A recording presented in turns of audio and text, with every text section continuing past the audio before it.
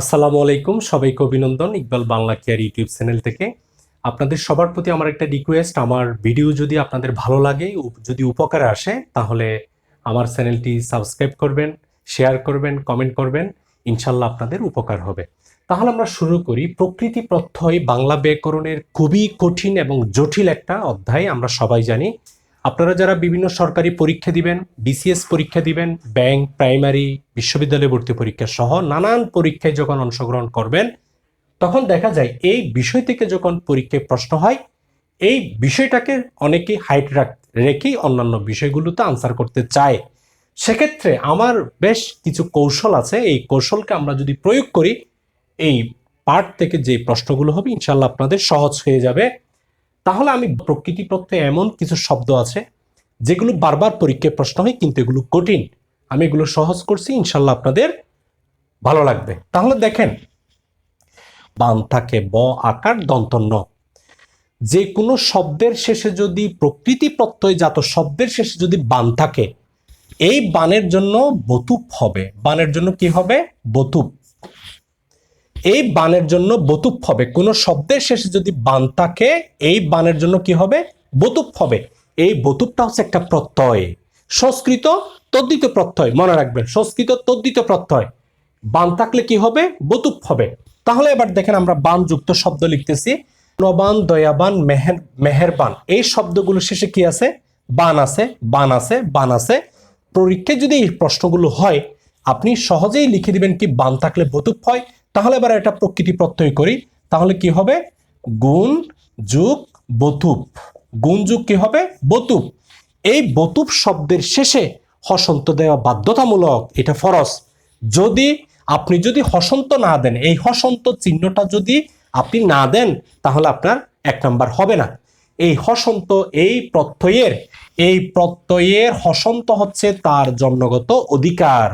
এই হসন্ত না দিলে কিন্তু আপনার হবে না। দয়াযুগ বতুপ, দয়াযুগ বতুপ হবে, হসন্ত হবে। তারপরে এটি কি হবে? মেহের যুগ বতুপ, মেহের যুগ বতুপ হবে, হসন্ত হবে। এই খুব বেশি মনে রাখবেন, বান থাকলে বতুপ হবে। তাহলে মান থাকলে কি হবে? মান যদি দেখতে পান, তাহলে মানের জন্য ব্যাখ্যা দুটি। এই মানের জন্য সানচ হয়। মানের জন্য কি হবে? সানচ হবে। কোন শব্দের শেষে যদি মান থাকে, এই মানের আগে যদি ক্রিয়াপদ থাকে, এই ক্রিয়াপদ থাকলে মানের জন্য কি হবে? সানচ হবে। অতিশায়ন মানে কি? মনে রাখবেন, অতিশায়ন মানে হচ্ছে প্রকৃতি অংশে প্রকৃতি শব্দটাকে অর্থবহ করবার জন্য অতিরিক্ত যুক্তও করা যাবে, আবার অতিরিক্ত বর্ণ বাদও দেয়া যাবে। এই যে অতিরিক্ত জিনিস বাদ দেওয়া, যুক্ত করা, এটাকে বলবো অতিশায়ন। রেফারেন্স কোথায়? 9-10 এর বইতে 92 নং পেজের 4 নং নিয়ম। 92 নং পেজের 4 নং নিয়মে অতিশায়নের কিছু শব্দ আছে। তাহলে এটি কি হবে? দীপযুগ সানচ, দীপযুগ সানচ। তাহলে দীপ্যমান শব্দের অর্থ কি? দীপ্যমান শব্দ হচ্ছে প্রজ্বলন করা। তাহলে প্রকৃতি অংশে যদি ক্রিয়াপদ হয়, তাহলে আমি আগেই বলছি এখানে প্রকৃতি চিহ্ন দিতে হবে, এই ধাতু চিহ্ন দিতে হবে। এটা হচ্ছে দমান শব্দটি প্রকৃতি করার আগে আরেকটা নিয়ম করতে হবে। সেটা কি? আমি এখানে আপনাদেরকে দেখাচ্ছি। যেমন বর্ধমান, তাই না? মানটা একটু হাইট রাখেন, আমি বর্ধটাকে একটু বাংছি। একটু দেখুন তো, ব হসন্ত, বর ভিতরে অ আছে, যুগ রেফটা র হয়ে যাবে, তারপরে ধ, এরকম না? তাহলে একটু দেখেন, ব অর আসছে না? সন্ধির মধ্যে অরের জন্য রিকার হয়। আমি কিন্তু আগেও অনেকবার বলছি, রিকার দিলাম, যুগ ধ দিলাম, তাই না? তাহলে রিকারটা এদিকে আসবে না? তাহলে এখানে কি হবে? Breath, breath, breath. বর নিচে রিকার দ হয়ে যাবে, ব্রিথ। তাহলে ব্রিথ যোগ, তাহলে মানটা এখানে বসাই দেন, মান, এরকম না? এবার দেখেন, তাহলে বর্ধ মান, মান আছে, মানের আগে বর্ধ মানে বৃদ্ধি পাওয়া। তাহলে এটার এবার প্রকৃতি প্রত্যয় কি হবে? এবার এখানে হবে কি? এই যে আমি করে বের করলাম ব্রিথ, তাহলে এখানে হবে ব্রিথ। দেখেন, ব্রিথ ধাতু চিহ্ন বসবে, প্রকৃতি চিহ্ন বসবে, ব্রিথ, এখানে আবার কি বসবে? হসন্ত বসবে, ক্রিয়ামূল বা ধাতু বলে, যোগ সানচ। যোগ কি হবে? সানচ। ব্রিথ যুগ সানচ। এই ব্রিথ যুগ সানচ, এটাকে এরকম করতে হলে আপনাকে আগে এই এই এই জিনিসটা বুঝতে হবে। এই বর্ধটাকে সন্ধি করে, এটাকে আগে সন্ধির নিয়মে রিকারটা এখানে বের করতে হবে। তাহলে ব্রিথ যুগ সানচ। এবার দেখেন চলমান, তাহলে এখানে কি হবে? চল, ধাতু চিহ্ন, চল যুগ সানচ, চল যুগ সানচ, হসন্ত বসাতে হবে।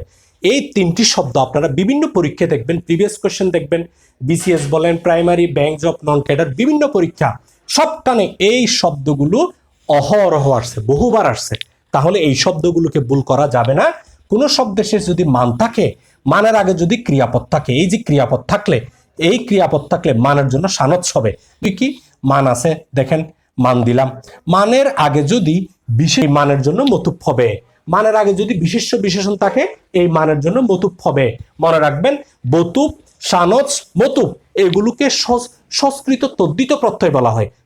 বুদ্ধিমান দেখেন, এই যে মানের আগে কি আছে, বিশেষ্য বিশেষণ, মানের আগে বিশেষ্য বিশেষণ, মানের আগে বিশেষ্য বিশেষণ দেখেন। তাহলে এবার কি করতে হবে, মানের আগে যদি বিশেষ্য বিশেষণ থাকে, আমি কি বললাম, মতুফ হবে। তাহলে এবার বসাই দেন আপনি, শক্তি যোগ কি হবে, মথুপ, শক্তি যোগ মথুপ।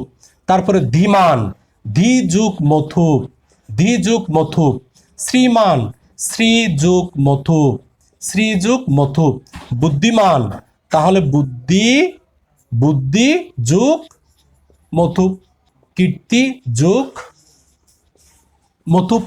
এই তাহলে এই বিষয়টা হচ্ছে খুবই গুরুত্বপূর্ণ বিষয়। কোন শব্দের শেষ যদি মান থাকে, এই মানের জন্য ব্যাখ্যা দুটি, ব্যাখ্যা এক, ব্যাখ্যা দুই। ব্যাখ্যা এক হচ্ছে মানের আগে যদি ক্রিয়াপদ থাকে, এই মানের জন্য সানচ হবে, সানচ। হ্যাঁ, এই যে ক্রিয়াপদ যুক্ত শব্দ, দীপ্যমান, দীপ যুগ সানচ, বর্ধমান, বৃদ্ধ যুগ সানচ, চলমান, চল যুগ সানচ। এই চয়ের নিচে হসন্ত হবে, হসন্ত যুক্ত প্রত্যয়, হসন্ত না দিলে হবে না। তাহলে দেখেন, মানের আগে যদি বিশেষ্য বিশেষণ থাকে, এই মানের জন্য মতুফ হবে, এই পর নিচে হসন্ত দিতে হবে। এটা হচ্ছে তার জন্মগত অধিকার। তাহলে শক্তি যুগ মতুফ, দ্বি যুগ মতুফ, শ্রী যুগ মতুফ, বুদ্ধি যুগ মতুফ, কীর্তি যুগ মতুফ। তাহলে এই প্রকৃতি অংশে কখনোই ধাতু চিহ্ন প্রকৃতি চিহ্ন বসবে না। এই ধাতু চিহ্ন প্রকৃতি চিহ্ন বসে শুধু একটি জায়গায়, সেটি হচ্ছে এই যে প্রত্যয়জাত শব্দ, এই যে প্রত্যয় সাধিত শব্দ যদি ক্রিয়াপদ হয়, এই শব্দের ভিতরে যদি ক্রিয়া থাকে, ওই ক্রিয়ামূল যেটি ধাতু হবে, ওই ধাতুর ক্ষেত্রে শুধু টিক মার্ক বসবে, এখানে শুধু ধাতু চিহ্ন বসবে, প্রকৃতি চিহ্ন বসবে। তাহলে আমরা বান এবং মানের ব্যাখ্যা আশা করি আমরা বুঝতে পেরেছি। বান থাকলে বানের জন্য কি হবে, বতুপ হবে। এই তাহলে অবশ্যই আপনারা বুঝতে পেরেছেন। ধন্যবাদ সকলকে।